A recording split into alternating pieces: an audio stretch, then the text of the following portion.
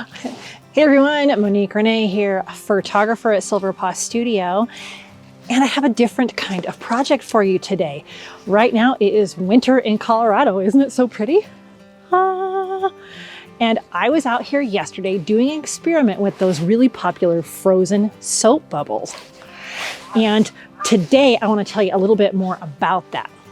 Now, it wouldn't be a pet photography channel if I didn't include my dog or a pet photo in there somehow, so we'll get to that as well. But I wanted to give you a couple of notes on doing these frozen soap bubbles. I've got my Snoopy notebook I can tell you my notes. First of all, it needs to be really cold. Although it's 30 degrees today, it's too warm.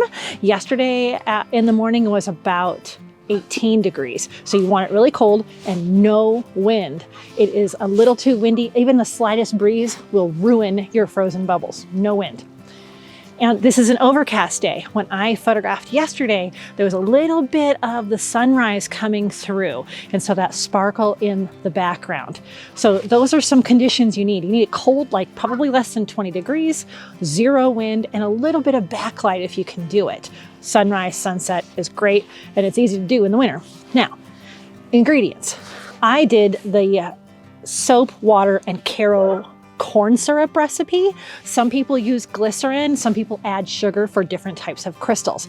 I very loosely followed the formula, but here's an actual recipe. 6 parts water, 2 parts dish soap to 1 part corn syrup. And those could be cups if you want a huge one to make big bubbles. But 6 parts water, 2 parts dish soap, 1 part corn syrup. And I found that if that water was warm, it was much better.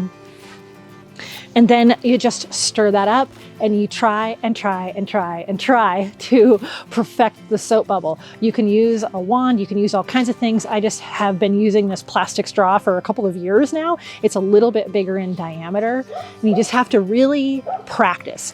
And you blow the bubble and just slowly pull the straw out from underneath.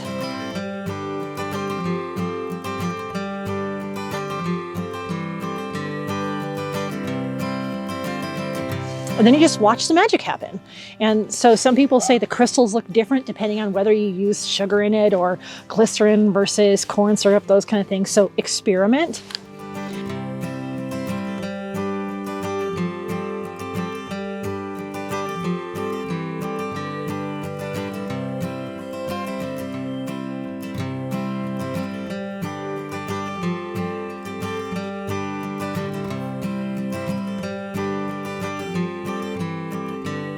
And then I picked a place that had some really pretty frost as well, but you can make a little platform, whatever you want to do for the surface for your bubble, as long as it's cold.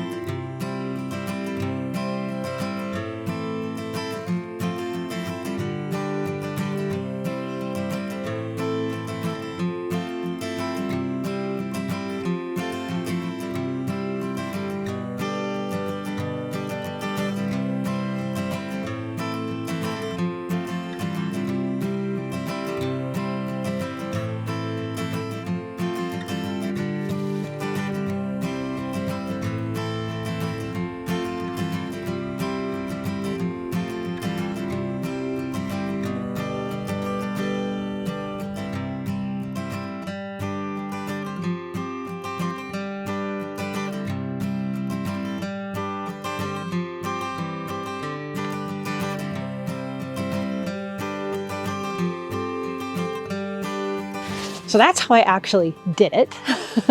But then I decided I wanted to download an app and try to do a double exposure or a photo blend of that soap bubble picture and a picture I have of Bailey, my dog.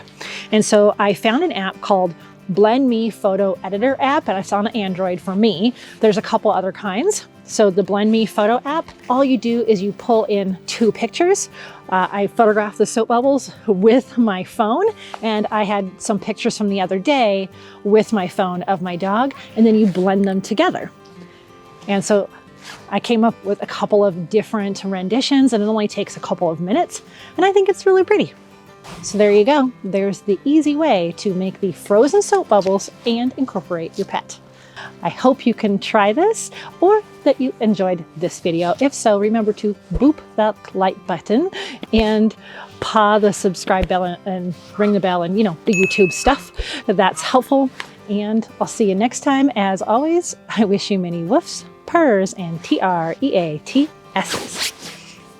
What are you talking about, geese? I got nothing for you. Yeah, I know.